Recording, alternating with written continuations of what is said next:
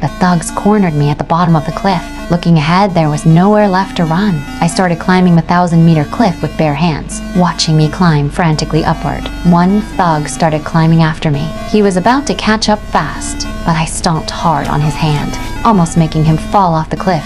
This made the thug furious. Soon he caught up and grabbed my backpack. I didn't hesitate to kick him again.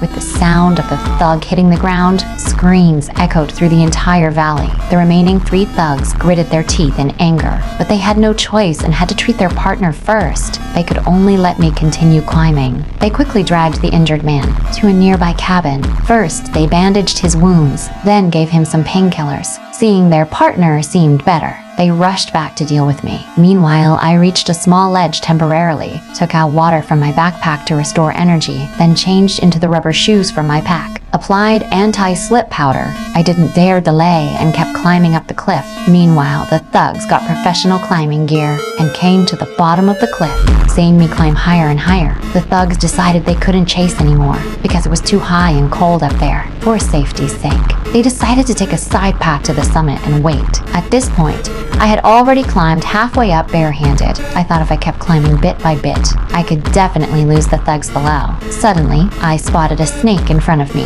I held my breath and didn't dare move at all. Fortunately, the snake slowly crawled away. This finally let me breathe again.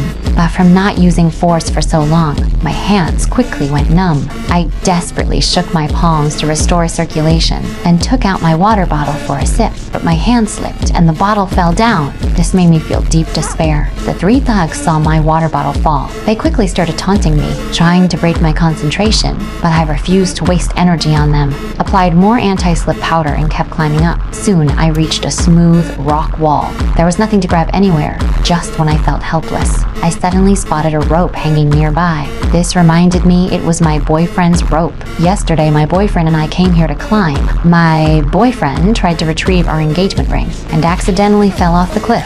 Now I wanted to grab that rope, but my arms were too short to reach it. I quickly thought of a solution. Without hesitation, I bit into my backpack, pulled out a wire from the edge, then bent it into a hook shape. I planned to use the wire to hook the rope. Finally, after several attempts, I successfully hooked the rope into my hands, so I took a deep breath and jumped straight across, luckily grabbing the support point by the rope, though I temporarily escaped danger. Little did I know, those 3 thugs had already circled to the summit, and I just heard the thugs talking above my head. I instantly felt crushed. But then, a rope dropped from above. The thugs wanted to pull me up. However, I refused to give in.